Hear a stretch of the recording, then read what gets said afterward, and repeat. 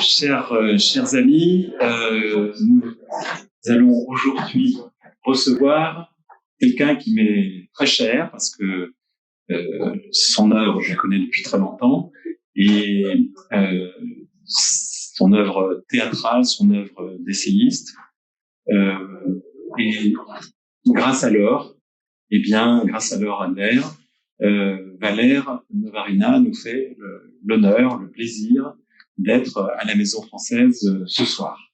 Il arrive, et donc je vais laisser alors le soin de rappeler l'immense auteur qu'il est, l'inventeur, celui qui vraiment a révolutionné le langage, qui le révolutionne encore aujourd'hui à chaque fois qu'il monte une pièce. C'est aussi, je dirais, une jouissance d'écoute, parce que le théâtre, alors qu'il était plutôt dans une perspective de critique du langage, avec Valère, quelque chose s'est passé d'un rehaussement, d'une réhabilitation de l'invention langagière. Et donc, pour cela, je voudrais donc le remercier beaucoup de sa présence, remercier Laure Adler, qui vient donc pour la deuxième fois de cette saison, et on espère que Laure continuera l'année prochaine. Je dis ça parce que c'est notre dernière séance en tant qu'événement. C'est le dernier de ce semestre, un semestre qui a été très, très, très, très chargé. Je voudrais d'ailleurs en remercier, elle n'est pas là, mais Courtney Rutherford, qui a assumé quand même une programmation très, très dense, très lourde. Nous aurons quand même un événement qui sera très différent, puisque ce sera une installation artistique de Yann Thomas, notre artiste en résidence. Ce sera le 14 mai qu'ouvrira donc cette œuvre artistique.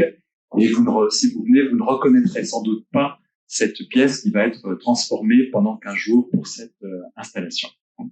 Donc, Laure, je te passe le relais, le micro, pour cette conversation avec Valère Novarina.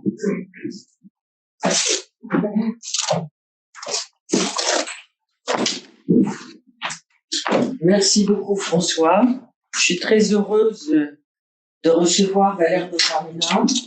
Mais si tu m'y autorises, je voulais dire quelques mots de Paul Auster. Parce que à chaque fois que je vais à New York, je vois Paul, je parle avec Paul, avec Siri. Et là, voilà, c'est fini pour Paul. Donc, New York est différent pour moi. Et tout a un goût de brûler, de quelque chose qui se termine. Mais les livres sont là. La pensée de Siri et pour Siri est là. Le petit-fils est là. Sophie a un petit garçon. La vie continue. Mais c'est vrai que New York, c'est une ville qu'on connaît par la littérature avant de la connaître réellement. Et New York, je l'ai connue grâce à Paul et par les livres de Paul, et notamment par la trilogie new-yorkaise. Et donc, tout nous ramène à Paul, sauf toi. Mais je voulais dire un mot de Paul Auster et de ce qu'il a apporté à la littérature, à l'histoire de la littérature, la réinvention de la langue, comme toi tu le fais, la réoxygénation d'une certaine structure narrative à l'intérieur du corpus des écrivains américains, la force de la poésie à l'intérieur de son œuvre. Et c'est d'ailleurs aussi comme poète qu'il a commencé à écrire. Tout ça, ça fait partie aussi de ton atelier d'écriture. Donc, on va commencer par la poésie. Quel poète as-tu commencé à lire quand tu étais jeune? Madame de Sévigné. Ah oui, bon, c'est un poète, d'accord. Non, je pense que dans les Malheurs de Sophie, il doit y avoir des chansons, certainement. Non, oui, c'est Mallarmé. Voilà. Je m'intéressais pas du tout à Rimbaud, par exemple, mais j'étais obsédé de Mallarmé. J'allais à la bibliothèque Sainte-Geneviève feuilleter un livre d'un Américain qui s'appelait Green Code, quelque chose comme ça, sur le coup de dé, et j'étais en extase, mais enfin pas loin de quelque chose de lumineux qui vous prend. C'est voilà. Ensuite, bon, j'ai travaillé sur Artaud, Oui, tu as même fait un travail universitaire sur Antonin Oui, Artaud. à l'époque, mes copains de la Sorbonne ne savaient pas qui c'était. Il n'y avait que 3 volumes parus chez Gallimard, sinon c'était tout à la Bibliothèque nationale. J'ai passé une année complète enfermé, ne descendant qu'une fois par semaine acheter un paquet de tabac-gris, le temps enclos de marteau, et je ne l'ai pas réouvert depuis. Mais il infuse à l'intérieur de son travail. J'ai ouvert l'autre jour, je suis tombé sur une phrase antisémite assez violente d'Artaud, dans le livre sur Van Gogh. Enfin, voilà, Mais est-ce qu'on peut pas dire qu'Artaud est à l'intérieur de ta fabrique d'écriture? Mais écoute, non, pas vraiment. Écoute, je sais pas, mais toujours mal armé. Et puis la philosophie du Moyen Âge. Qu'est-ce que j'avais appris au collège de Thonon quand Aristote et Descartes, c'était la nuit noire du Moyen Âge. À la Sorbonne, un peu de choses près, c'était comme ça, c'est en train de s'arranger. Et un jour, je suis tombé sur le livre d'Étienne Gilson sur la philosophie médiévale et j'ai eu l'impression d'une caverne d'Ali Baba qui s'ouvrait dont personne n'avait dit l'existence. Des textes complètement extraordinaires, de Maître Eckhart, etc., qui font que si tu es en train de lire Heidegger et que tout d'un coup Eckhart passe par là, Heidegger tombe et ça t'intéresse pas, c'est parce que c'est très faible, parce que c'est imité, je sais pas, c'est imité de la théologie, mais c'est sans ancrage. Il n'y a pas d'ancrage dans l'expérience personnelle et dans la Bible, de sorte qu'il y a une sorte de philosophie médiévale folle, mais j'ai l'impression que ça c'était un mal très français. Parce que les Français ont l'oubli total du Moyen-Âge, alors que les Allemands, alors que les Italiens ont Dante qui est là, les Allemands aussi, l'ancien allemand, les cartes, les Renois, et en France, on est spécialement déficient en philosophie médiévale. Ce sont des textes magnifiques qui renversent tout, qui mettent tout à l'envers. Et puis, il me semble aussi que quelque chose comme l'esprit scientifique moderne vient de la théologie. C'est-à-dire, j'ai une quinzaine de bouquins sur la Trinité, mais c'est tellement difficile. Seulement 15. Mais, Hilaire de Poitiers, etc. Mais si tu veux, ce sont des choses, il s'agit d'affleurer, de toucher l'intenable. C'est s'attaquer à des mystères, des choses très mystérieuses. Et c'est fascinant si on va dans ce côté. Alors moi, j'étais obsédé par la philosophie du Moyen-Âge et après une espèce d'excitation d'entrer à la procure comme dans un sex shop. J'avais comme ça une espèce d'excitation de Marie-Guillaume, etc. Mais c'est vrai, à un moment, j'ai pensé me faire interdire de procure.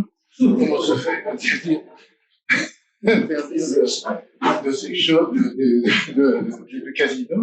Et j'ai arrêté d'acheter tous ces livres. Enfin, ils sont là, ils sont... Mais c'est un endroit...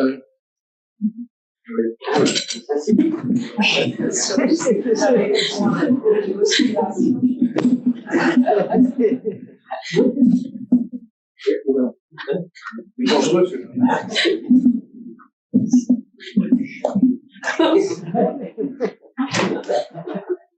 Donc, la boîte à outils s'est ouverte progressivement, ou est-ce que ça a été plutôt une révélation?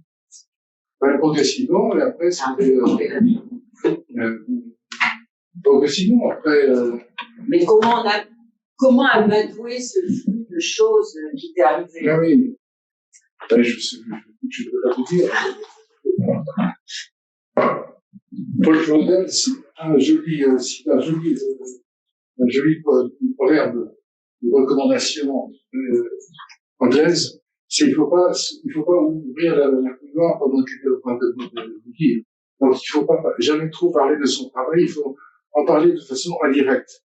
Et le langage avec l'acteur, il doit être indirect. Jamais dire il y a ceci, il y a cela, il doit apprendre les choses par le circuit des choses et des contradictions de l'espace, sinon il va maintenant imiter quelque chose de creux. Donc surtout on parlera pas de toi, mais on parlera de ton travail. Voilà, oui. C'est pas la même chose. Voilà. C'est très important à souligner. Oui, mais aussi qu'est-ce que je leur dis aux acteurs? Je leur dis une seule chose, tout est vrai. Tout est vrai. Hein. Et c'est pas une opinion que vous citez, c'est votre pensée qui sort à ce moment-là, et c'est tout à fait, tout est au présent. Et pour moi, j'ai une règle, c'est de jamais regarder ce qu'il y a après. J'ai écrit le livre, et je demande, qu'est-ce qu'il y a? Je ne te relis jamais. Si, je me relis sans arrêt pour corriger, mais là, je veux dire, en répétition. En répétition, je vais pas regarder le livre, me souvenir, et qu'est-ce qui se passe après? Oui, parce qu'il faut préciser aussi, pour les personnes qui ne le sauraient pas, que chaque travail théâtral de Valère Novarina, et ce depuis le début, c'est très important parce que c'est assez rare en France, est accompagné de l'ouvrage. Et donc, quand tu dis que tu regardes pas dans ton livre ce que tu as écrit, il y a aussi, en tout cas c'est l'impression physique qu'on a quand on va voir les pièces de Valère depuis longtemps, et particulièrement dans les dernières et dans la dernière, c'est qu'on a toujours l'impression que c'est de l'improvisation, mais pas du tout, puisque tout est écrit. Oui, c'est repris vraiment à une syllabe près. C'est vraiment, c'est un travail que, par exemple, le spectacle qui est en train d'avoir lieu au du Nord, j'ai donné le texte et puis j'ai continué le texte pour moi tout seul. L'écriture est jamais, les textes sont jamais en repos. Donc, essayez de pas seulement ce qu'il y a après, de chercher, parce qu'il y a une construction assez cubiste. C'est-à-dire, il n'y a pas horreur des transitions, horreur des atmosphères. Pas de psychologie, du tout. Oui. Ça, c'est... Comme disait Bouquet avait une jolie formule, il disait, abat les nuances. Tout est vrai, abat les nuances. Et abat mais nous, on nous explique le contraire toute la journée, qui c'est faire l'éloge de la nuance. Abat le surjeu. Par exemple, il y a une réplique géniale dans le l'imaginaire, c'est « Mais n'y a-t-il pas quelques dangers à contrefaire le mort ?» C'est beau si ça vous atteint comme ça, vous avez toute la flèche de langage. Si vous êtes un acteur qui surligne les choses, ça fait « Mais n'y a-t-il pas quelques dangers à contrefaire le mort ?» Et zéro énergie. Et tout doit devenir énergie. Est-ce qu'un mort a de l'énergie? Toute cette énergie, j'ai aussi caché des périodes d'hallucination. J'étais intrigué par INRI. INRI. Et tout d'un coup, je me suis souvenu que ma mère qui était suisse disait soit je, soit je. Alors, je me suis dit, il y a quelque chose à creuser là. Et finalement, j'ai trouvé énergie dans le mot parce que ça fait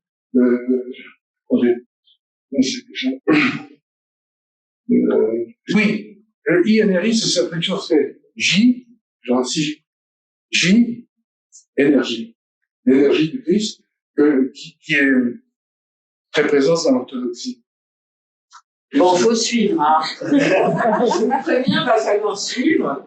Alors moi, je voudrais dire quelques mots avant de te laisser la parole, parce que tu m'as fait comprendre qu'il fallait que je me taise et parce que tu avais quelque chose à dire. Non, mais on va t'écouter. Mais donc, François a introduit cette séance en disant qu'il il t'écoute depuis longtemps, il te voit au théâtre depuis longtemps, il te lit depuis longtemps.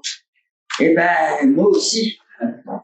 On est nombreux à avoir connu ton théâtre. Il y a maintenant, j'ose pas dire, mais je crois que la première fois, c'était au Festival d'Avignon, il y a une 40aine d'années. Je me souviens encore de la séance.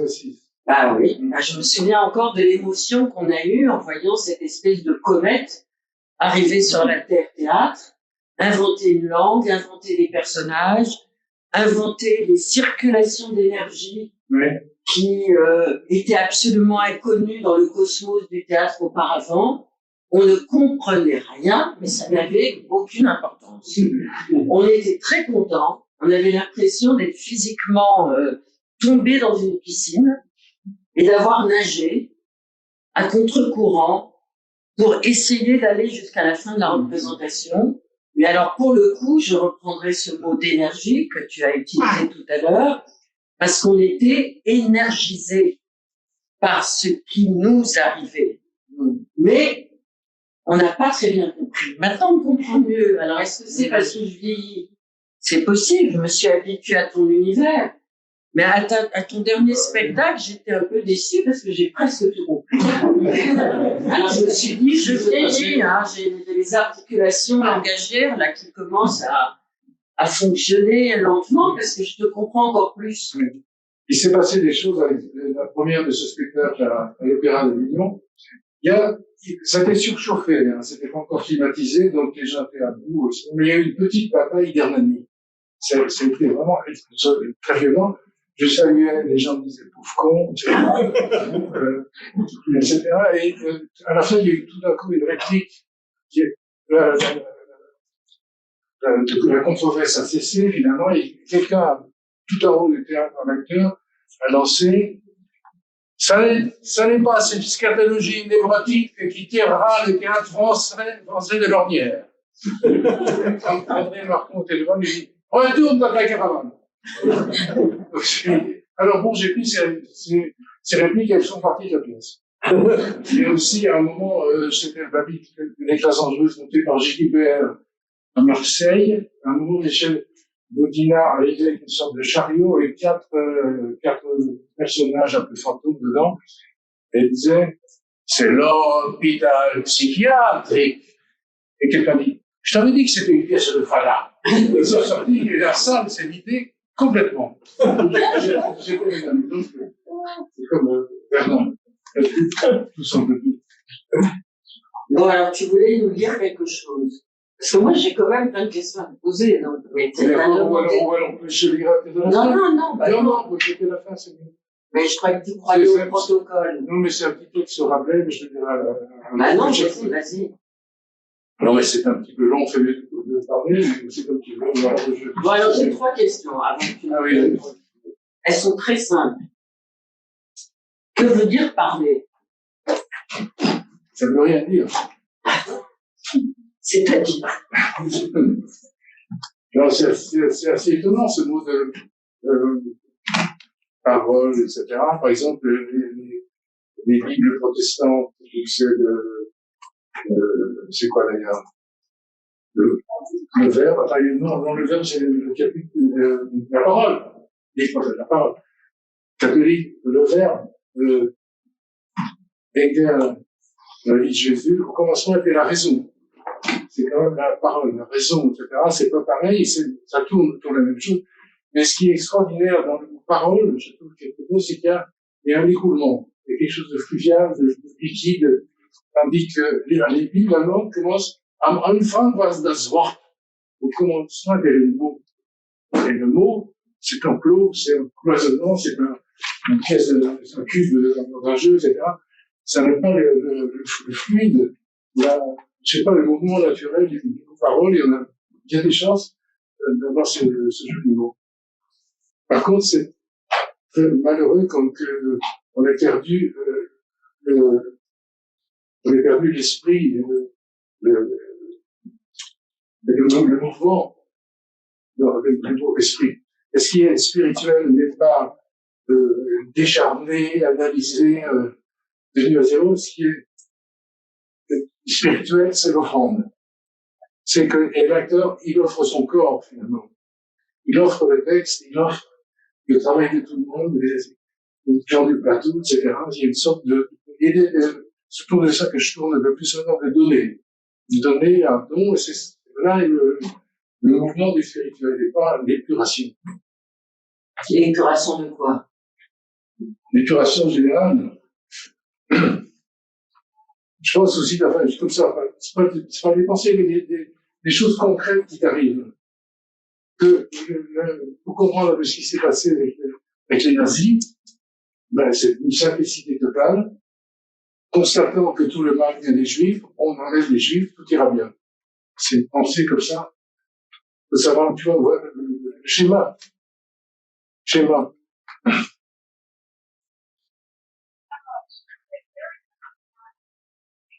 Est-ce qu'on a des schémas de la parole à l'intérieur de nous?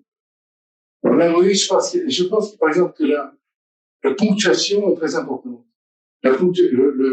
L'éventail de la ponctuation, les tirets, les côtés, qui s'ouvrent à celui qui veut bien, ça dessine un champ, ça dessine un endroit où les choses vont opérer. Oui, la ponctuation. Alors, attends, les choses assez comiques. André Clavel, un ami qui était journaliste, etc., m'invite chez lui à Toulon à déjeuner avec sa compagne de ce nouvel ami, et ce nouvel ami, il est gendarme. Alors, je me suis à côté du gendarme, il me dit, qu'est-ce que tu fais? Je dis, je suis en train de finir un livre. Il me dit, est-ce qu'il y a des points virgules? Je lui dis, pourquoi tu me demandes ça? Je sais pas, j'y ai pas pensé. Écoute, le point virgule est le rebond de la pensée. Une bibliothèque a été dérobée c'est vrai qu'il y a une relance, c'était très beau, cette observation sur la ponctuation. Le point virgule a presque disparu de pas mal de journaux, mais moi j'ai tendance à surponctuer ce qui est important, c'est que tout vienne d'un geste. Il faut que pour les acteurs, ce soit un seul geste qu'ils ont eu l'unité d'un mouvement du corps dans l'espace. Enfin, je sais pas comment dire, et si tu veux l'obsession, il est fixe que la pensée achève la respiration. La pensée accomplit la respiration, c'est la respiration animale portant sur autre chose. C'est une chose que je ressens comme ça. Voilà, et puis alors parfois des choses mystérieuses qui vous piquent, qui vous surprennent, qui vous changent complètement. Un mot que tu trouves comme ça, deux mots qui sont chargés d'électricité. Le vendredi saint spéculatif. Je suis tombé là-dessus, et le vendredi saint spéculatif, j'ai pensé plus que ça pendant 3 semaines. Ça t'a empêché de dormir. Non, ça va mieux, mais c'est vrai, c'est extraordinaire. L'idée aussi. Tu as trouvé ça où? Avec elle. Alors, le vendredi saint, le passage par la mort, parce que cette idée du passage par le point, par le tournant. Je parlais hier, Virgile, mon professeur d'allemand disait, Drehpunkt, le point de bascule, le point où tu bascules, le point de la résurrection, je m'adresse beaucoup aux endroits basculent, aux endroits qui repartent complètement. De toutes les façons, à l'intérieur de ton univers, il n'y a que du déséquilibre. Ah oui. Oui, parce que sans le déséquilibre, il n'y a pas la marche.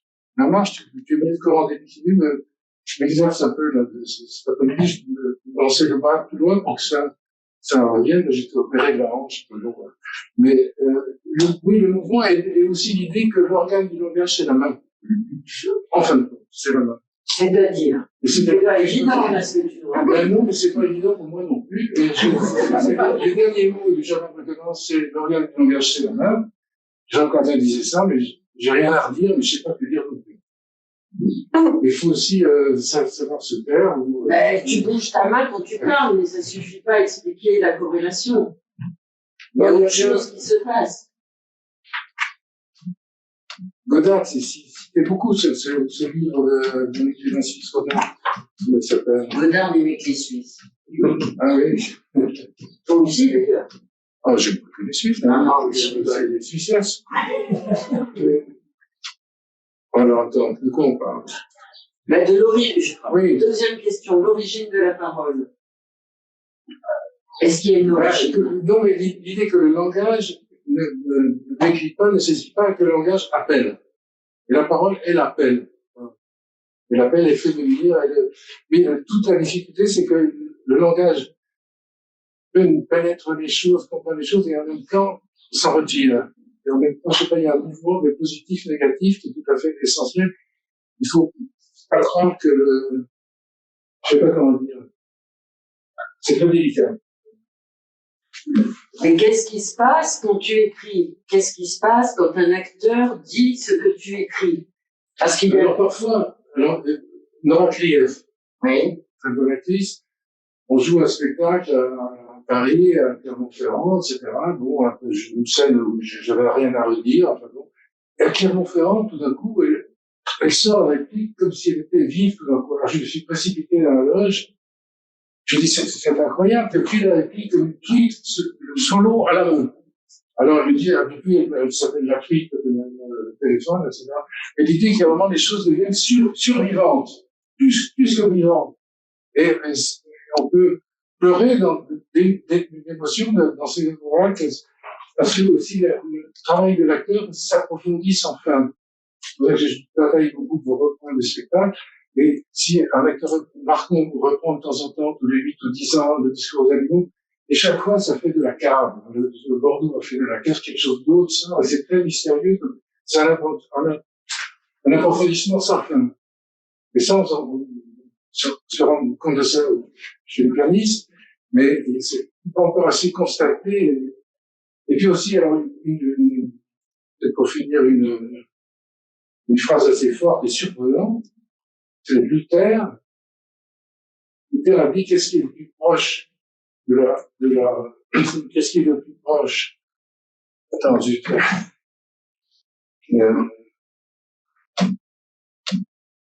dans le sortie religion, tu vois pas? C'est là le qui commence. Qu'est-ce qui est le plus proche? Oui, Luther. Qu'est-ce qui est le plus proche de la théologie? La musique. C'est ordinaire. On ne peut pas ça de Luther, mais c'est extraordinairement vrai parce que aussi la musique parle des points d'équilibre, du placement des choses, et la théologie aussi a des points d'équilibre, des points de renversement, des points etc. Il y a aussi tout un calendrier, une succession du temps, une perception du temps, articulée, en dessous, en écho les uns avec les autres, etc. Et dans le fond, je sais pas comment dire, mais dans le fond, il faut que tout se termine par du pluriel. Parce que je pense que ce qui est beau au théâtre, c'est que vous n'êtes pas atteint par une volée de flèches qu'on vous envoie. Tout le monde va vous conduire d'un point A à un point B, etc. Et vous recevez des flèches individuelles. Chacun reçoit, il faut s'assurer. Ça, par contre, les spectateurs, ce serait peut-être Saint-Sébastien qui reçoit les flèches du voyage. Quand j'ai pu choisir un moment où on avait joué le Palais des Papes, j'ai dit à Vincent Bourrier, c'est pas le Palais des Papes qui m'intéresse, c'est le mur humain en face. Le mur humain, et on va prendre des billets, des paroles, et on va les glisser dans le mur. Voilà ce qu'on veut faire. Il y a une expression en français qui dit le souffle de la parole. Tu crois à cette expression? Tu penses que la parole c'est un souffle, ça dégage quelque chose? C'est Mitterrand, les amis. Non, je sais rien. Je pense pas du tout. Si, je crois au fleur de l'esprit. Oui, mais moi, je parlais du côté physique de la parole. Ah oui, physique. Oui, comme tu souffles, qui s'en va de soi, du corps. Oui, parce que la respiration, un don et une mort. Moi, j'ai toujours l'impression de traverser la mort à chaque respiration. Ça pourrait s'arrêter et ça repart. Et c'est ce qui est très beau aussi dans le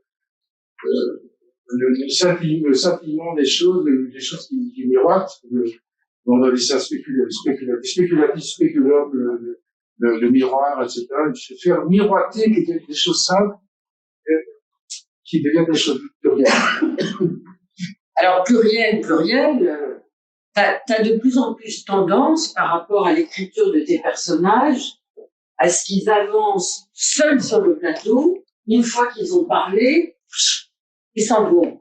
Et c'est doublement accentué par le fait que, comme tu es peintre, parce qu'il va falloir parler aussi de ton travail pictural qui, à mon avis, épouse complètement la circularité, la force de tes diversités de langage, eh bien, on a l'impression qu'il faut se faire un chemin, un tout petit chemin entre les toiles que tu as faites et qui vont accompagner le surgissement des personnages. Voilà, ils surgissent. Oui. On ne sait pas d'où, mais ils surgissent. Ben, c'est vrai que ce qui me semble, je sais pas, c'est que la présence des peintures modifie la compréhension du langage. Tout d'un coup, parce que tu vois une tache de rouge passer de là et là, et s'appuyer sur un verre, bon, tu vas avancer. Après, tu vas entendre inconsciemment le texte aussi dans son miroitement, dans son économie, dans son expérience d'un espace un peu à l'envers. C'est la peinture qui se la ce que tu te dis apparaît. Parce que, qu'est-ce que je peins? Je peins ce qui apparaît. Là, j'ai peint une carafe, je vais faire ton portrait, je sais pas, non, c'est l'origine, c'est commencer à l'aveugle. Tout commencer à l'aveugle.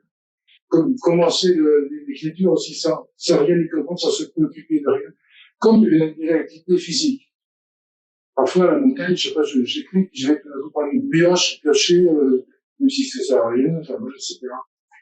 L'idée de dépense physique et d'action de la main au passage. On laisse ça là, je connais, c'est l'énergie, une chose continue et efficiente, efficace. C'est pour ça que, oui, l'acte inconnu, je donne le mot acte, avec le mot, Et il y a du temps pour la peinture et du temps pour l'écriture, ou est-ce que ces temps sont complètement rassemblés et ça dépend de ton énergie? il y a aussi, malheureusement, un temps pour le garage Toyota, parce que c'est terrible, les choses qui nous arrivent sans arrêt, il faut faire pour, c'est terrible. Il faut montrer. J'essaie de retrouver les acteurs, là, mais je suis obligé de leur téléphoner au directeur de leur société. Mais t'as pas besoin d'une Toyota comme ça? Non, mais je suis concessionnaire Peugeot. Mais ça, c'est fini. J'aimerais bien qu'il n'y ait pas de monde matériel. J'ai encore 3 jours de Peugeot Toyota, et après, j'arrête, je vois plus personne, je travaille. Alors, c'est comme ça, si tu veux aussi, que c'est passé le passage de la peinture. À un moment, je voulais travailler intensément pendant une semaine dans mon chalet, personne d'autre. Personne d'autre que toi, mais Personne d'autre que moi. Bon, mais ça fait beaucoup de monde quand même, toi. Et puis, acheter des macaronis, des trucs comme ça, tenir le coup. Bon, acheter du papier, des plumes, des bambous pour écrire mon texte. Et même, lui, Des bambous? Des bambous. Pour femmes? Oui, c'est écrit bien, les bambous. Je vais essayer. C'est gros. Donc, tout a été préparé. Je m'installe. Rien. Enfin, je suis resté comme ça un jour et demi. Et puis après, j'ai pris les bambous, j'étais là, j'ai dessiné pendant une semaine. J'ai dessiné sans arrêt. Un ami Ferrari, apparenté au Fratellini, et que j'avais une galerie, etc., me dit, je vais exposer tes dessins. Je dis non, on va provoquer dans ta galerie une crise de dessin. Je vais dessiner le lever du soleil, le coucher du soleil, au mois de mai, etc. Deux autres qui étaient là trouvaient un joli mot, une dessination. Une dessination forte. C'était le moment où il y avait c'était un moment où il y avait la figuration libre. Je disais ça, je fais la figuration forcée. C'est une autre variante de la figuration libre. Donc, oui, alors on expose, et puis, après la première journée de dessin, je savais pas quoi dessiner. Un chien que j'entendais, un sandwich qui passait, je sais pas. Alors j'ai dit pour la prochaine fois, je vais mettre des noms. J'ai mis les noms qui commençaient à s'agglutiner, se regrouper dans les textes, et j'ai mis le nom, l'enfant sacrifiant, souvent en prenant beaucoup plus de temps à écrire le nom que le dessin qui était parfois très rapide. Après, c'est très important que tous ces dessins exposés soient dans l'ordre. Ça fait comme une espèce de sismographe, bien, je sais pas, bon, voilà, comme ça, c'est venu tout d'un coup, et après, j'ai peint les décors, des choses qui intervenaient. Mais chaque fois, il y a un peu de peinture, mais ça fait très peu, par exemple, dans un spectacle qu'on avait fait, il y avait aucune peinture, sauf une toile qui allait tomber en 2 temps, très vite. Terminé. Alors, les gens qui avaient regardé le programme à ce moment-là, les terminés, ne savaient pas qu'il y avait de la peinture au spectacle. Ils étaient avec ou peindre que le sol, ou peindre que le plafond, etc. Mais il y a eu tout un temps où il n'y avait pas de toile du tout. Tu crois? Ah oui, j'en suis sûr. Au programme de Lévis, il y avait des toiles.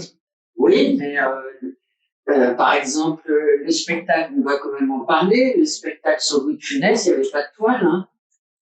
Ah oui, peut-être. Oui. Non, parce que Valère Novarina a des références extrêmement diverses. Dont Louis de Funès. Ouais, d'abord, parlons d'Augustin quand même. Parce que je pense que... Augustin? Oui. Ah oui, c'est extraordinaire. Ben, je pense que c'est très important. Oui. Pour te expliquer la jeunesse de ton travail. Le langage s'entend. Avant, parlera de lui. Ça fait ça, le langage s'entend, mais la pensée se voit. Alors là, pour les étudiants, et pour nous aussi, redis-le nous. Le langage s'entend, la pensée se voit. Comment tu comprends ça? Ah ben, c'est extraordinairement vrai, quoi. Ça saute aux yeux. Est-ce que ça saute aux oreilles aussi? Aussi, attends, il y en a une très très bonne. Je vais du point de carnet.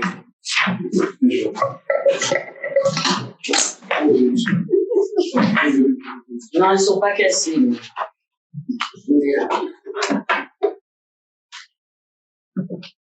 Ah oui, ou alors je peux raconter des choses un peu inquiétantes. Ah ben, surtout, oui. On adore. Donc, Est-ce que la tonalité de l'enfant, c'est plutôt joyeux qu'inquiétant? Oui, mais ça peut faire tout peur. C'est que mon premier Macintosh, c'était comme une espèce de truc assez lourd, etc. J'avais des fragments que je tirais sur papier, que je numérotais, que je mettais de côté, et ensuite j'allais chercher le 127, le 113, etc. Et un dimanche, je me demande le 342, et l'écran répond, impossible de sortir cette partie de impossible de sortir ce document. 142, je vois le 142 sur les feuilles que j'avais tirées, et je vois personne n'a jamais vu Dieu qui habite une lumière inaccessible. J'accuse le coup. Je continue. Sur l'écran, en énorme caractère, voulez-vous mourir du temps avec moi? Je tout penaud, je descends, je prends l'air, j'ai dit, faut pas que j'entende pas le chant de l'ordinateur, j'ai bien interdit tout de suite. Moi, je suis la seule qui commence à sorceler, moi j'ai affaire à des choses. Et c'est Dieu qui t'avait parlé alors peut-être? Non, je dirais pas ça, je sais pas. Un esprit que tu avais convoqué. Mais ma mère a quand même une ascendance bizarre. Elle a quand même deux ancêtres qui, au XVIIIe siècle, ont été brûlés comme sorcières à Neuchâtel. À Neuchâtel, ils ont brûlé énormément de sorcières. On voit pas qu'à Neuchâtel, hein. Oui. En France aussi, hein. Et en Italie, c'est dans la ville Varale, où vient mon père, qu'ils ont brûlé la dernière sorcière d'Europe, sous Chopin. C'est incroyable. Donc, tu aurais hérité de certaines... Non, ma mère avait un secret pour guérir les brûlures. Elle l'a donné à mon fils Virgile et pas à moi. L'imposition des mains. Oui, vous pouvez lui demander, peut-être qu'il vous dira un peu trop. Mais moi, je sais faire ça aussi, hein. Ah, mais... Parce que ma vieille tante savait le faire. Vous êtes un peu sorcière aussi. Bah oui. Ah oui.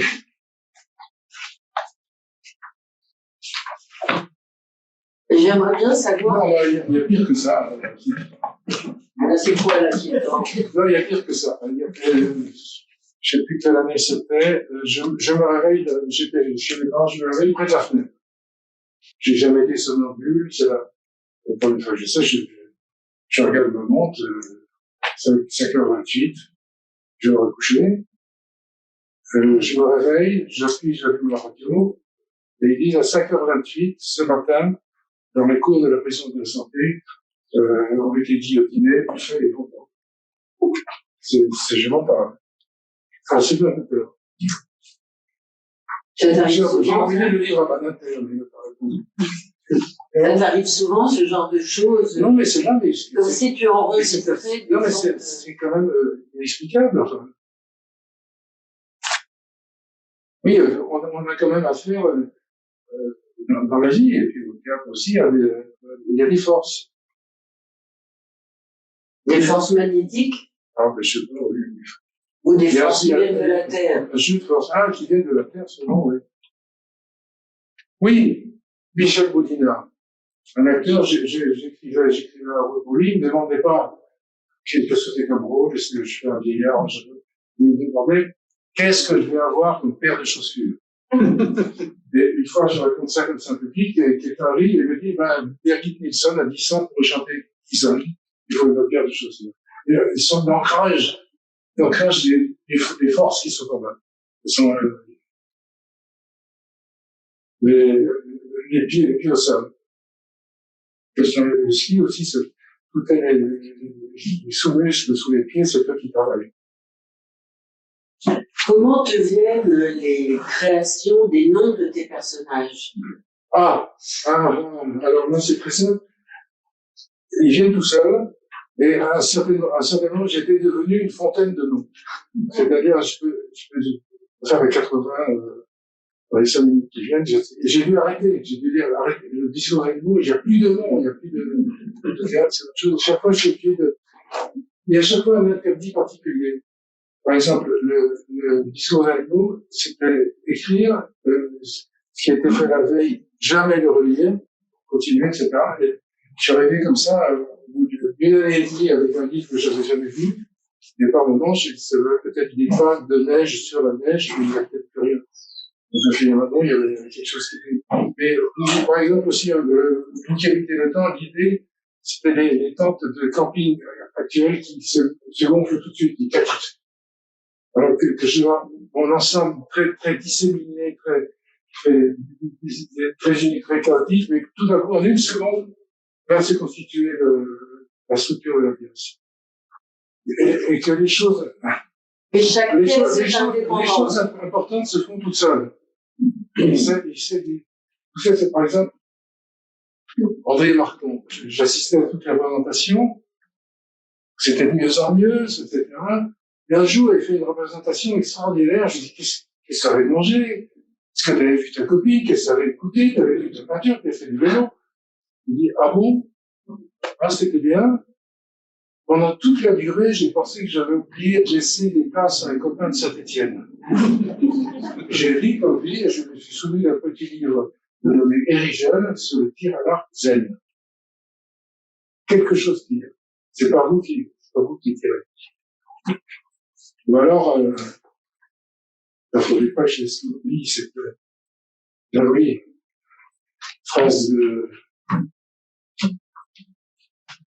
une phrase de Saint-François de Sales.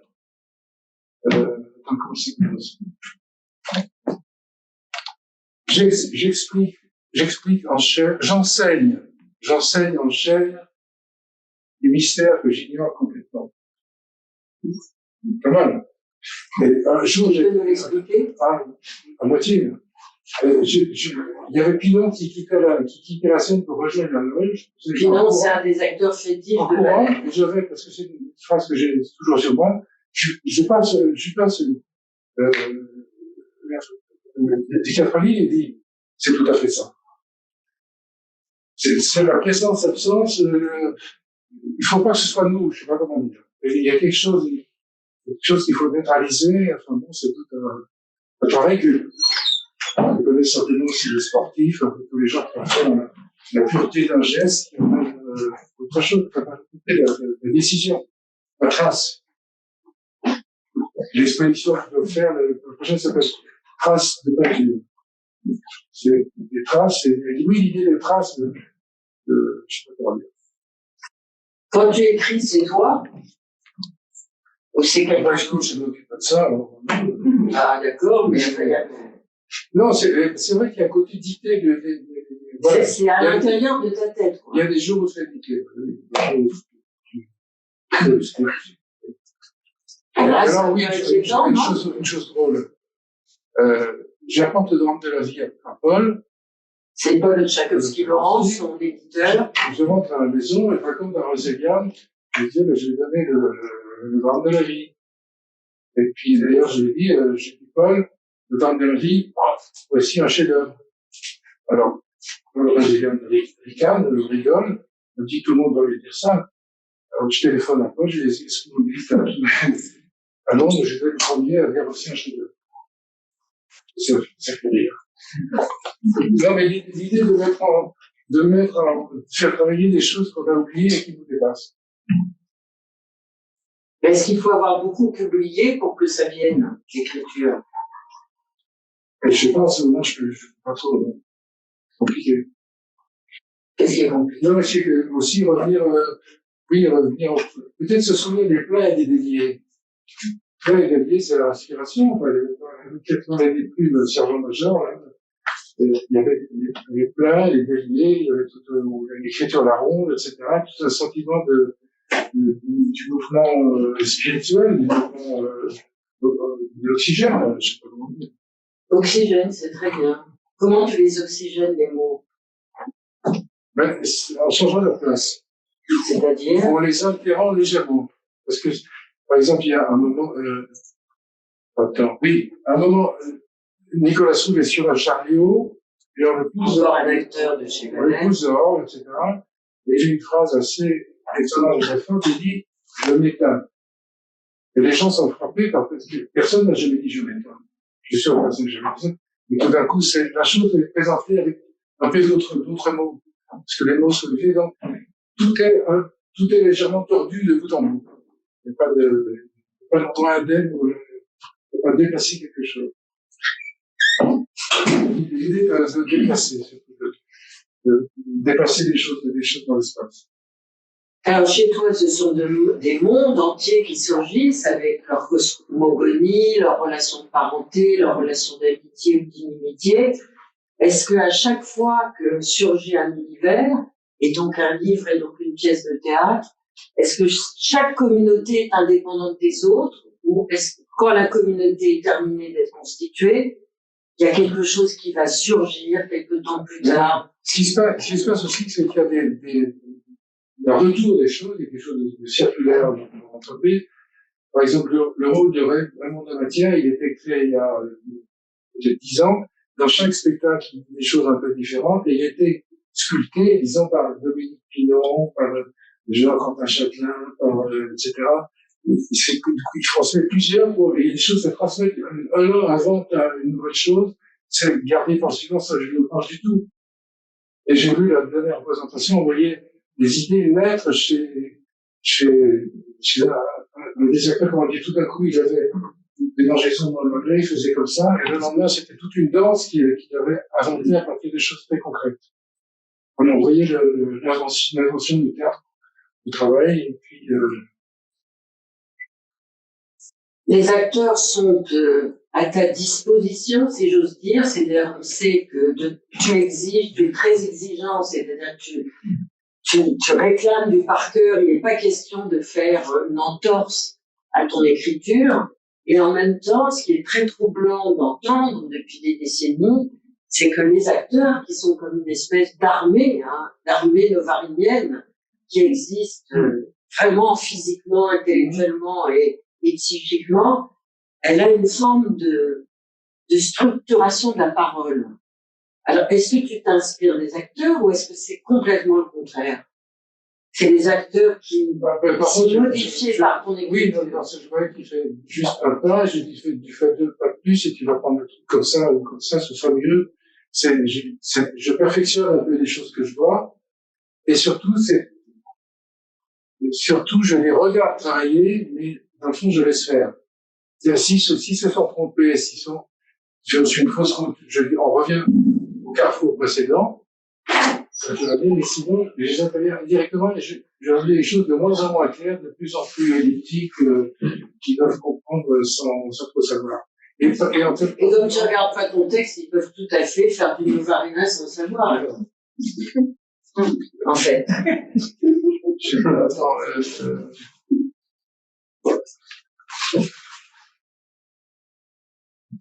mais je pense que c'est eux qui doivent tout trouver. J'ai horreur de ces magazines où on voit le metteur en scène prendre l'acteur comme marionnette et faire le débat, et c'est quasiment toujours comme ça. On n'a pas le droit de toucher à l'acteur. Parce que l'acteur aussi, il est près loin. Il est très près parce qu'on pourrait monter sur scène. Et il est au plus lointain. Et par exemple, pour le texte, le texte est très intime, si on entend des paroles sur l'oreiller, je sais pas comment dire. Mais il y a un truc entre le loin et le près. Et d'abord, on n'a pas le droit de monter sur le plateau. Ben, c'est un espace sacré. T'as écrit un traité de l'acteur. Ah. Ben oui. Là, je pensais c'est quoi un acteur? Je pensais à une pièce qu'on a jouée en Hongrie, qui se termine par Vous savez, la fin, par exemple, l'amour est voyant. En français, pas de problème. L'amour, ça veut dire plein de choses différentes, c'est pas bien comme ça. En hongrois, pas possible. Deux actrices sont là, alors tu choisis, soit c'est Serelem, soit c'est Serretet. Si c'est Serretet, je m'en vais. Si c'est Serelem, c'est l'autre qui sera.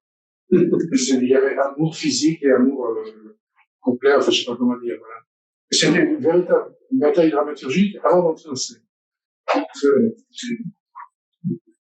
Alors, tu n'as pas répondu à ma question sur les communautés que tu inventes au fur et à mesure du temps. Est-ce qu'elles sont complètement autonomes les unes des autres ou elles s'auto-engendrent? Peut-être auto-engendrent, oui. Mais je sais pas comment dire. À un moment, il reçoit. Oui, l'acteur est là, à un moment, il appelle au secours, il reçoit une pièce de Racine qui tombe des saints, etc. Et c'est des choses qui se rajoutent peu à peu, des petites broderies, des choses comme ça qui s'est perfectionné lentement, parfois sur 20 ans. Le rôle vraiment de la matière, il a changé beaucoup, et voilà.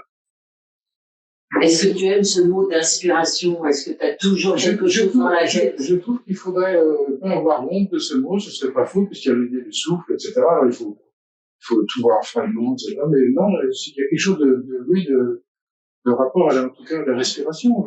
C'est sûr. Donc c'est pas honteux, la respiration.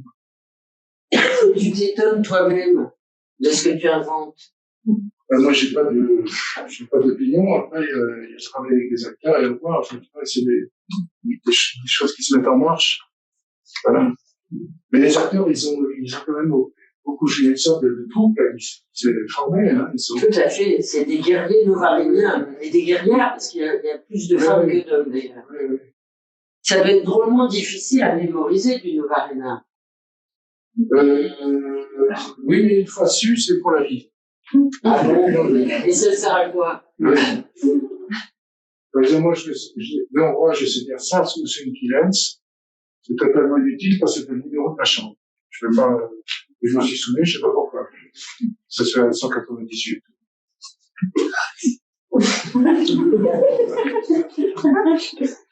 Il y avait une clé? Une clé, oui. Alors, quelles sont les clés, justement, de tes langages? Est-ce que tu as des clés? C'est pas, Est-ce que tu t'y reconnais? Non, mais ce qu'il faut dire, c'est même si tous ces textes ont mis 10 ans à être joués et 20 ans à être joués au théâtre. Parce que ce qui se passait, j'avais des noms et du texte, mais c'était pas appelé théâtre forcément. Ça arrivait chez les lecteurs, je disais, ça c'est du théâtre, on m'a donné au lecteur théâtre. Le théâtre, le lecteur, bon, c'est un fou, etc. De sorte que, c'est à la fin Jean-Noël Warnet qui a pris le texte et peut les porter chez vous. Mais moi, je peux le faire. Tu croyais en toi, un peu même, dans l'indifférence générale. Je croyais à ce que je faisais de médecin, oui. Et j'étais beaucoup soutenu par Dubuffet qui m'a beaucoup écrit sur le texte. C'était un peu terrible de voir toutes les portes se fermer tout le temps. Et c'est Dubuffet qui t'a soutenu. Oui, après, oui. Sinon, il a consolé. Et puis après, tout d'un coup, les trucs s'étaient bloqués. Et Paul Tchaïkovski, qui est un extraordinaire. Alors, Paul Tchaïkovski, j'écrivais le discours aux animaux. Il y avait quelqu'un qui le tapait, etc. Et ça faisait 1 an, 1 an et demi. Et Paul me dit, ça va, le discours aux animaux? Je dis, oui, ça va très bien. Et puis, il a senti que jamais je lui donnerais. Et la secrétaire lisait le texte, n'en lisait pas un mot, c'était formidable, mais je lui donnais bien sûr une espèce de dialogue avec la secrétaire. Alors, un jour, il m'a dit, je vais venir chercher. Oh, alors, il est revenu à 11h, quand il a pris le manuscrit, il est parti. Si on peut fermer, j'écris à l'autre église. C'est-à-dire que tu n'avais pas besoin d'être édité, au fond, du moment que tu continues à écrire. J'étais bien installé dans le truc complètement tournant. Et comment, justement, ça se termine? Paul est un... Voilà. Oui, non, mais... dire que Paul, hélas, il n'est plus là, mais quand est-ce qu'une pièce se termine? Parce que ça pourrait durer jusqu'à la fin de ta vie. Non, il peut y avoir des rejetons. Il peut y avoir, je trouve que je repars de quelque chose qui existe. Ouais, pas vraiment. Non, mais c'est une chose de... Sens de l'observation? Oui, je sais pas, il faut que ça arrive quelque chose aussi pour nous. Est-ce qu'il y a quelque chose du croquis, de l'ordre du croquis? De croquer quelque chose? Je sais pas trop. C'est dans les gestes et dans la corporéité des personnages. Est-ce que tu es un observateur de la réalité? Ou est-ce que tout ça sort de ta tête? Oui, je me réveille parfois avec des noms que je mets dans mon trésor de noms. Et c'est quoi ce trésor de langue? Non, mais j'ai fait des textes où j'ai agencé des choses, des surnoms des paysans, des fleurs, etc. Et puis surtout, Alain Borel, il m'a offert un livre d'un nommé Al-Bala, qui s'appelle Comment faut-il ne pas écrire? C'est malicieux. Et là-dedans, j'ai vu que les verbes, ce que j'appelle le godor, les verbes qui donnent la parole, sont le cauchemar des romanciers. Je fais fille ma chère, brief général, la sacre, le soupirage. J'ai fait un texte Ça ressemble d'une marine. J'ai fait un roman, 60 pages, etc. Il n'y a que les verbes de godor. Donc c'est un supplice aussi pour l'acteur, pour le mémoire de l'acteur, c'est arrivé. C'est un supplice et une joie. Des soucis de délivrance. Délivré. C'est bien aussi qu'il y ait le livre dans le livre. Tu travailles la polysémie des mots. Ah oui. Tout le temps. Oui, et il y a le mot, l'ombre du mot, la caricature du mot, il faut tourner autour, mais c'est comme un animal qui voilà. C'est pas un pion d'un jeu de dames ou d'un jeu d'échecs, c'est un morceau de tissu vivant. Et les muets, comment ils pensent alors? Alors là,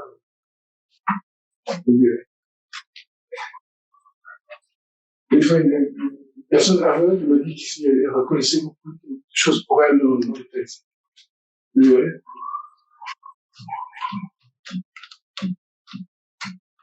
Bon, c'est raté, non? Ben non, c'est pas fini. Attends, j'ai encore quelques questions. Notamment une observation pour savoir comment tu comprends cela. Donc, ça fait 50 ans qu'on voit tes pièces. Grand. Bah, je pense. Ouais. Bah, premier festival d'Avignon. 86, non? Bah, 86, là, il y a quelqu'un qui a calculé. 86, ça fait combien? Non, c'est ça. 50 ans, ouais. Ouais. Très bien. Donc, la dernière fois que je suis allée au théâtre. Oui, tu as vu le spectacle. Oui. Et ben, ce que j'ai trouvé incroyable, c'est qu'il y avait beaucoup de jeunes dans la salle. Oui. Énormément de jeunes, plus de la moitié des jeunes. Vous êtes des vieux à côté, j'étais encore plus jeune que vous. Et alors, les jeunes se marraient, se bidonnaient. Ils étaient morts de rire pendant toute la représentation. Tu as vu ça, tu as constaté. Alors, qu'est-ce qui se passe dans la perception de la Novarina langue? Non, mais l'étymologie, ça passionne tout le monde. S'il y avait des émissions philologiques à 8h moins 10, toute la France écouterait la philologie, tout le monde voit que le langage est notre sol, notre chair, notre sol, tout ce que tu veux, mais qui est autour de nous, notre matière principale, les langages. Mais c'est vrai qu'il y a aussi, je sais pas, oui, c'était assez... C'est bizarre, c'est bizarre. Surprenant, parce qu'il Ils se sont pas habitués à toi parce qu'ils t'avaient jamais entendu. Mais alors ça me parle beaucoup plus. Et certains n'avaient jamais été au théâtre, ils ont dit j'y retournerai. Aussi, parce qu'il y a certaines phrases qui enlèvent l'agressivité possible, qui apportent un peu de légèreté, comme j'avais dit que c'est une pièce de Fana. Ça, les gens entendent ça, ça les détend. Ou la phrase de et quelque chose, la pièce était ouverte et donnée plus que d'habitude, parce que j'ai eu plus de temps pour l'agencer, mettre les salles, les bouts, donc c'était fait plus calmement. Parce que normalement, je finis le texte, je vais pas de décor parce que ça me calme. Il y a de décor, puis après c'est les répétitions. En fait, t'es un Deus ex machina, tu fais tout. Non, je fais pas. Tu fais pas de souffleur, Romain. Il n'y a pas de souffleur chez toi. Non, il n'y a pas de souffleur. Et c'est facile d'imaginer le Varina quand on perd le texte. Ouais, non, mais les acteurs font quasiment aucune faute. Hein. C'est moi, ça prend un peu de temps, puis après, ça reste André, dans les discours d'Annie, de ses marqueurs, etc. Entre Tristan Tzara et Louis de Funès, tu préfères qui? Oh là là. Mais les deux sont importants. Oui. Entre qui, hein? Tzara et Louis de Funès. Oh, Louis de Funès, il a besoin de partisans. Parce qu'à l'époque, j'ai écrit ce texte qui s'appelle pour Louis de Funès, et à l'époque, c'était de la provocation. Il était atrocement vulgaire, populaire, un peu ce qu'il fallait, etc. Et c'était un coup de force. Mais je me souviens, à cette époque, même Charlot, c'était un peu méprisé. Il fallait, comment il s'appelle, le comique. Keaton. Oui, le Keaton. Le Keaton, c'est grand chic, c'est un peu le franchement, faut pas exagérer. Il était méprisé, je suis parti sur ce cours. Ce qui était extraordinaire, parce qu'on le connaît surtout au cinéma pour ses scènes paroxystiques, mais quand on voyait Oscar en entier, il y avait des scènes où il gardait ses forces pour la suivante, c'était comme du dos, comme ça, avec les énergies plus grandes, etc. Et j'avais, dans la même semaine, vu Louis de Funès et Weigel, que j'ai acheté, et je les ai comparés l'un et l'autre, alors c'était Oscar Weigel en soi, Weigel, c'était une idole. Et j'ai eu peur que je voulais faire une thèse sur Louis de Funès, Mais t'aurais dû la faire, il n'est pas trop tard, hein, de faire une thèse sur Louis de Funès. L'importance, tu as dit que tu étais suisse à plusieurs reprises. Je pense que c'est très important. Ton père était architecte, ta mère était actrice. Ouais. Et je trouve que les parlers régionaux tiennent une place assez considérable à l'intérieur de ton écriture. Est-ce que tu as été imprégné par tout cela? J'ai été étonné de découvrir que, en partant de ton nom en vélo, au bout de 3/4 d'heure, tu arrives dans le monde, les gens parlent de toi. C'était une très belle langue, et une autre façon de descendre de la peau. C'est pas du tout du français estropié, malmené, je sais pas. C'est une autre façon. Il y avait ces paysans que je dis que j'ai, parce que ils sont un peu passés de côté. Toute personne parle à toi non chablais. Ils avaient un amour profond de la langue. Et ils avaient chacun son style. Je me souviens d'un berger dans le style, et c'était aussi d'un giron, qui était fléau. Ah, fléau! Ah, fléau! Fléau!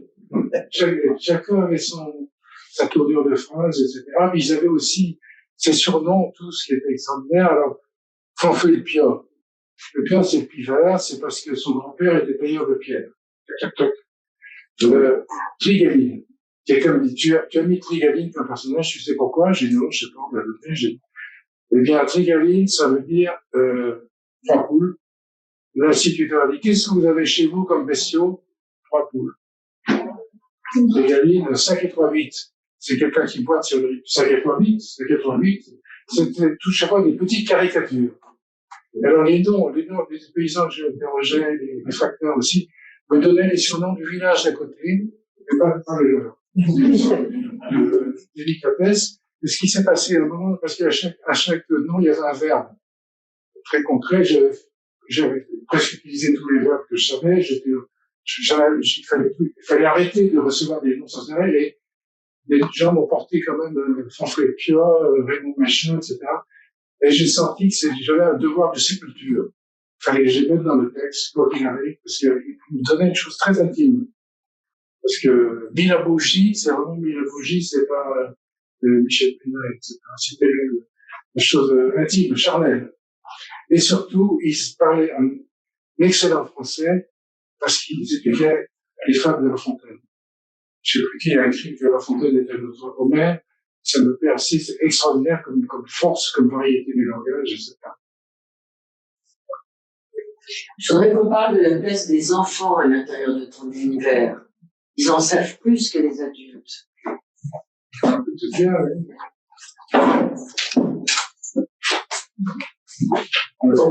Oui. Oui, j'aime bien l'enfant, oui, l'enfant vénérien. L'enfant mordant le sol, seul contre tous. Il défend quelque chose.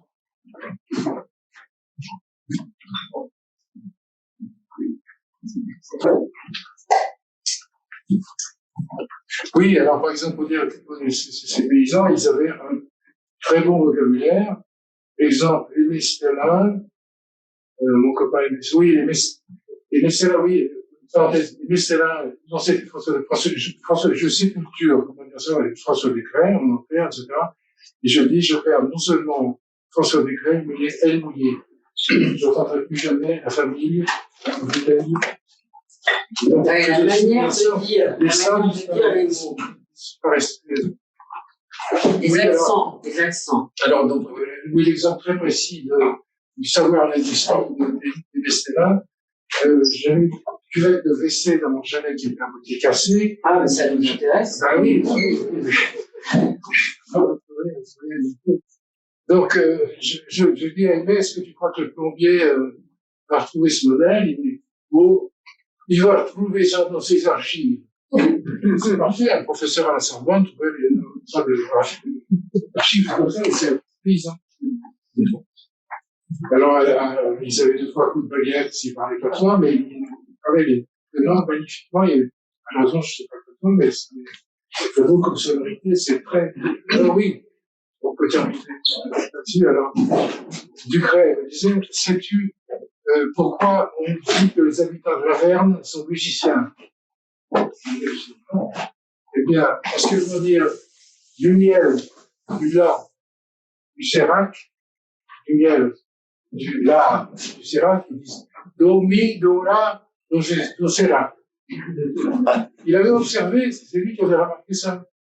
Il observait beaucoup le langage et plein de choses, il y a une fiabilité et une joie de parler pas ça, je comprends tout. Aussi des noms de villages extraordinaires. Ouattapon, Jambes de Sable, Jambes de Larme, Torcheville, Goujaï, Meillerie, etc. Au bord du lac, il y a une sorte d'éventail de toutes les sonorités du français qui est extraordinaire quand on parle du tout en Bretagne, etc. C'est spécifique à l'histoire mouvementée de Haute-Savoie, la Savoie qui était plutôt protestante. Alors, comme tu es un homme moderne, tu as réglé le problème du masculin et du féminin.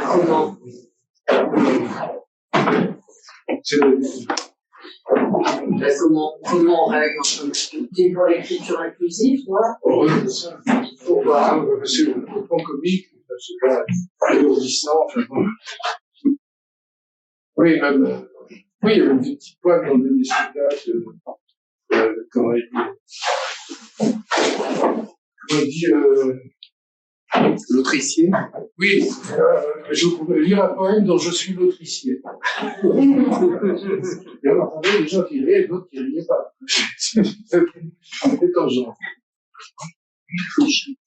L'autricier, l'autricière, l'autriciarien, l'autricier. Et on a parlé de l'importance des points-virgules, mais on n'a pas parlé de l'importance des voyelles. Alors, attends, il y en a une très importante, c'est le E muet. Oui. Le E muet est vraiment le ressort de notre langage. Soit il se compresse, on aime, soit il s'étend, c'est un endroit d'énergie souple. Et souvent, les acteurs montent sur une chaise et tout d'un coup se mettent à charger, à donner tous les E muets, et c'est pas à côté. Il faut que ce soit vivant et comme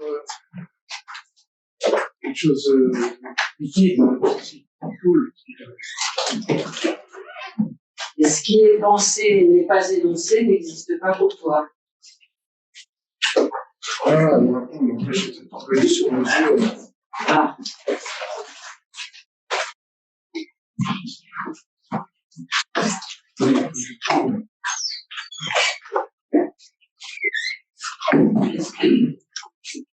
Les hommes parlent rarement à eux-mêmes et jamais aux autres des choses qui n'ont point reçu de nom. J'ai lu, Je le redis. des hommes, attends, les hommes, Les gens ne se parlent pas souvent à eux-mêmes. Pas zut, attends. C'est tellement profond qu'il faut l'apprendre. Non, c'est C'est de toi. non, c'est les Joseph de Maître. Ah. Alors, je traite quelqu'un de très intéressant, parce que Joseph de Maître, il est mari, il est royaliste, il a tout son compétence, et il y a des textes avec des passages féministes incroyables. À la fin des 101 de Saint-Pétersbourg, il y a méditation sur, je sais pas, je fais signaler à des amis féministes, c'est très bien, parce que, surtout, le début 19e, c'était pas de chance. C'est un Savoyard, et le Savoyard, ils ont inventé le cadenas aussi. Tu es fier d'être Savoyard, alors? Non, je suis fier de spécial. Alors, je vous ai, au début de la séance, tu voulais nous dire quelque chose, alors. Oh, c'est beaucoup, là. Non. Bah, si, t'en as trop dit, là, maintenant, je dis que... Bon, j'essaye, et puis parce qu'en plus, c'est écrit en minuscule. T'as tes lunettes, là. Ouais, c'est tout petit. C'est vrai que c'est tout petit.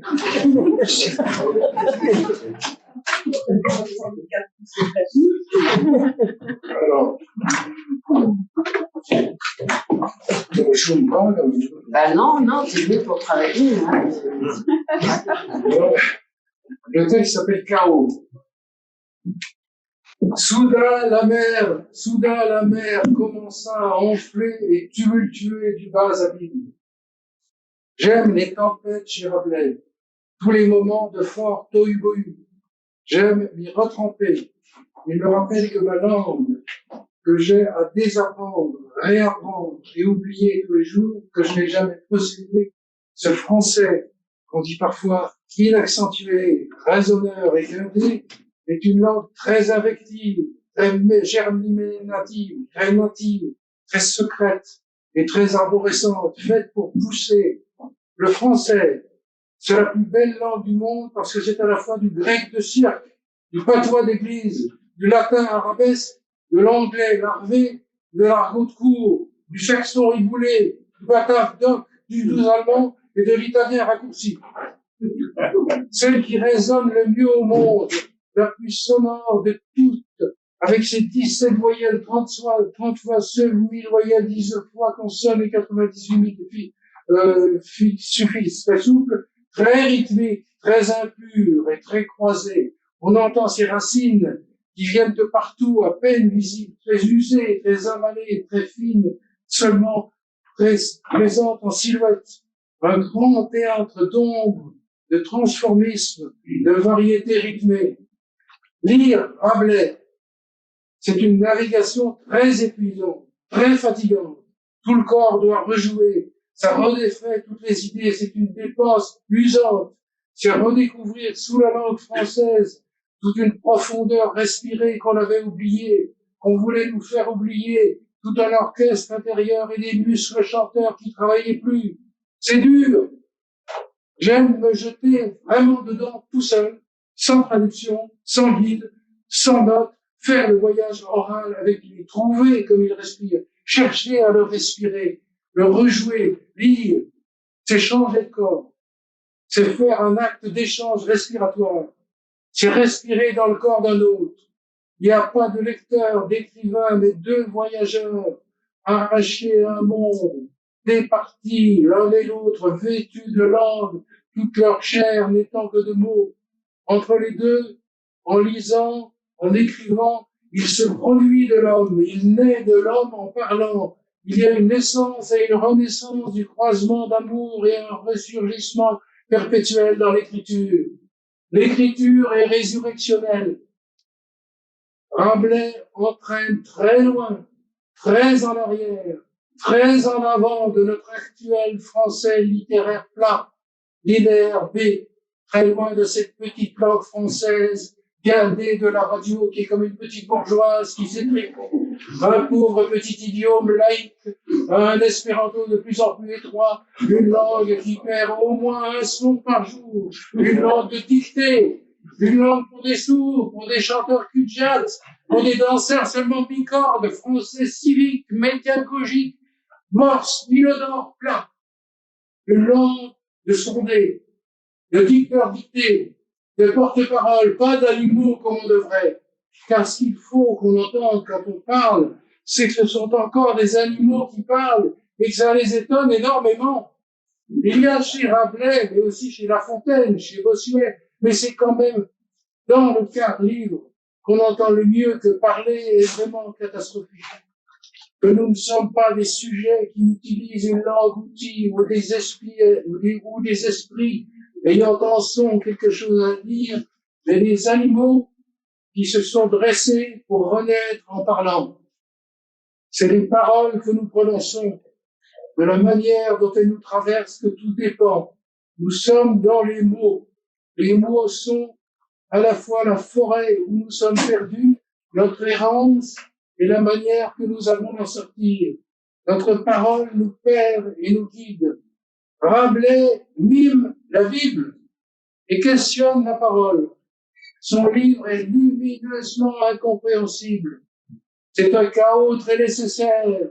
Aujourd'hui, où il y a un mystère de la langue qu'on voudrait nous enlever, nous sommes faits pour être un animal, des fils du son, nés d'une parole, appelés à parler, des danseurs nés, des hurlants, et non des bêtes communicatives.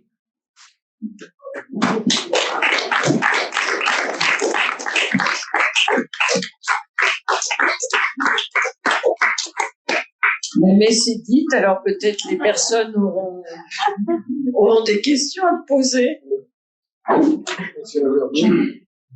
Oui, tiens, je te sers un verre d'eau. Non? Ah bah non, mais oui, c'est non.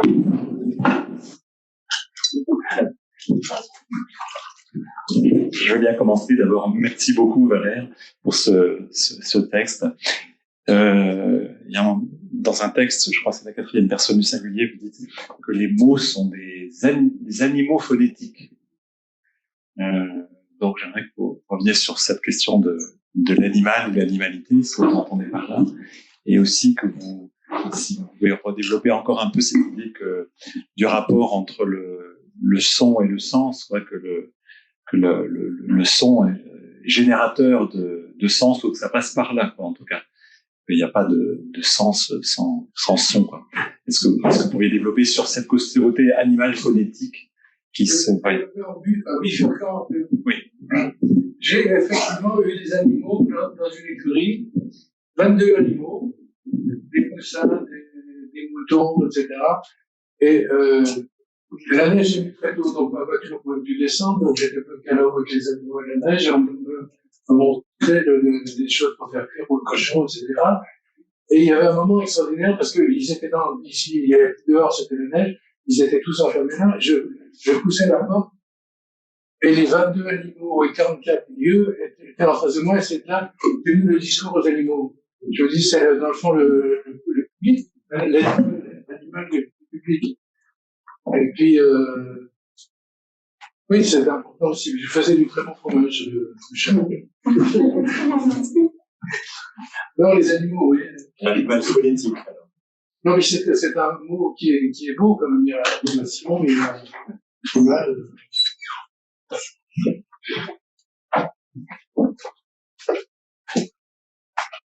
Derrida, d'ailleurs, disait animaux, M-O-T. Ah, moi j'ai mieux à UX alors. Non, mais les mots sont à la fois des prisons et des prisons ouvertes, des cerveaux qui sont des prisons. Donc, quand même, c'est cette ambiguïté complète de tout, maintenant. C'est pour ça que, oui, celle de quelle pièce, si tu veux bien, comme les latins, ne pas distinguer le U du Z, il y a une anagramme du mot Dieu, c'est le mot vide. Ce qui est extraordinaire, c'est que je fais ça au tête de la colline, des gens ricanent un peu, etc. Et à Avignon, le père Charles, qui est un peu le prêtre d'Avignon, a dit que j'ai entendu la lecture du livre, je suis entré en contemplation. Donc là, en contemplation de l'autre, et ça, c'est la force incroyable du terme. C'est pas c'est faux. Pas des gens qui lisent le journaux, qui font. C'est cette diversité qui est bienveillante. On a beaucoup parlé de la présence et de l'absence. Et je me demandais comment vous passez de Saint François de Sales, de Luther, de Saint Augustin à l'acteur. On n'a pas du tout prononcé ce soir le mot incarnation. Je me demandais si c'était quelque chose qui vous parlait et comment vous reliriez votre conception de l'acteur, qui est ce qu'elle est, et votre conception du personnage, qui sont deux conceptions vraiment très différentes et on pourrait penser qu'elles sont presque contradictoires. Je ne pense pas qu'elles le soient, mais en tout cas, je ne sais pas si vous comprenez ce que je veux dire. L'absence de psychologie d'un côté, ces personnages qui sont vides, et de l'autre côté, sans cesse dans vos pièces, vous associez de manière ouverte et stimulante pour le lecteur et le spectateur, l'acteur et le Christ, enfin l'acteur est quelque chose qui serait de l'ordre de l'incarnation, même si vous n'utilisez pas directement le mot.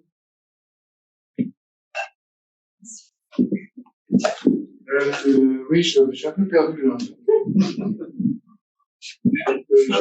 Oui. Simplifiant.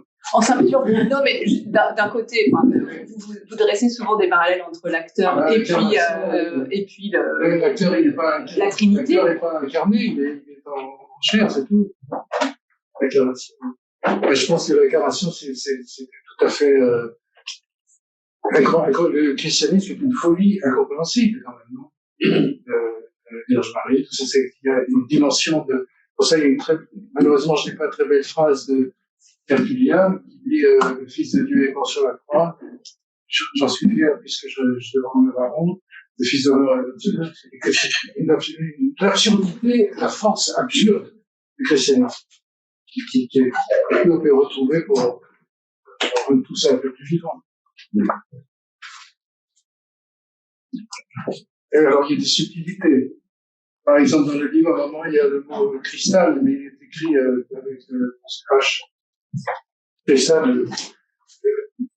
Oui, enfin, quoi, quand il y a eu la petite bataille d'Hernani, la malédiction de l'acteur, etc., j'ai foncé dans une loge et j'ai dit à ma femme, l'athéisme a reculé. Aussi, bien sûr, qu'est-ce que ça a à voir? Pourquoi j'ai dit ça? Mais je le revendique.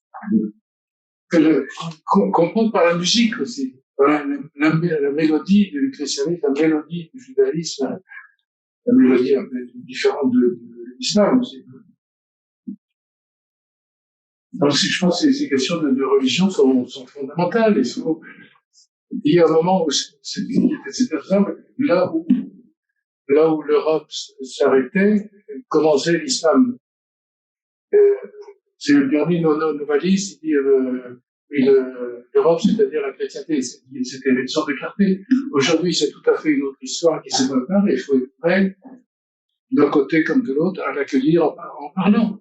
Et reconnaître, par exemple, que l'expression des religions du livre, ça n'a aucun sens. Le Coran est complètement un autre livre.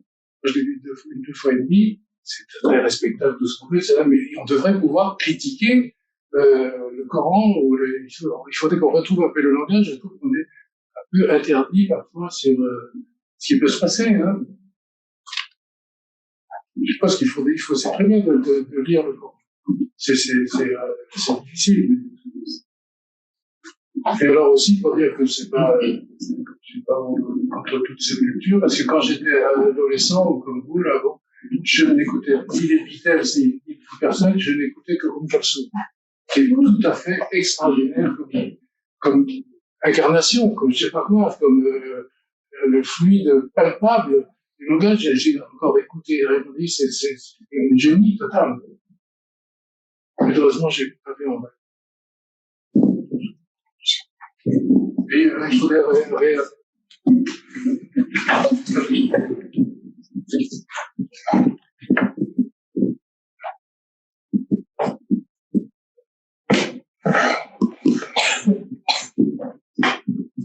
j'ai marqué les trucs, mais j'ai pas les autres.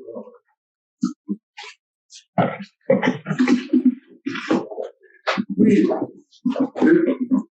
le règne de la parole et non plus la tyrannie des mots. Ça, j'ai envie d'en faire une banderole pour le prochain spectacle. Ce côté manif. Il y avait aussi dans les eaux glacées du l'égoïsme. Mais c'est vrai que retrouver la parole, le dialogue, le respect des gens qui sont en face de vous, c'est urgent quand même. En France, en tout cas. Valère, tu as évoqué au début de ton exposé, au début de votre dialogue, l'importance qu'avait marqué pour toi le Moyen-Âge. Et je crois me souvenir qu'il y avait une formule que tu aimais beaucoup et qui était Talquin, si je me souviens bien, et qui disait que la langue est le souhait de l'air. Est-ce que tu pourrais peut-être... C'est beau de penser que l'air est fouetté, c'est très fort. La langue est le fouet de l'air. Oui, on n'a pas tellement fait sur la respiration. On se sert sur les schémas musicaux, rythmiques de la respiration qui sont dans la pensée. La pensée doit aussi jeter des choses au feu, se défaire faire nettoyer et l'idée peut-être d'ardeur. Pas d'incendie, parce que c'est un signe d'incendie comme ça, mais l'idée d'aller avec les choses jusqu'à ce qu'elles soient ardentes. C'est un bon mot, comme ça, un peu réservé, mystérieux, ardent.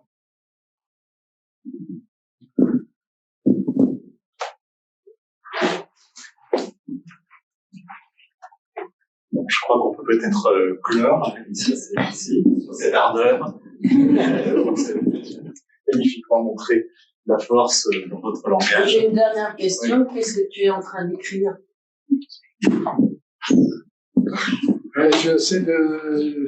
Je même écart, il faut que je relise mes carnets. C'est une phase un peu ingrate, hein. C'est le début du travail. C'est pour ça qu'il faut que j'arrête de voyager. Non, mais c'est bien aussi de rencontrer des êtres humains. De temps en temps. C'est pas trop. Merci beaucoup d'être venu alors.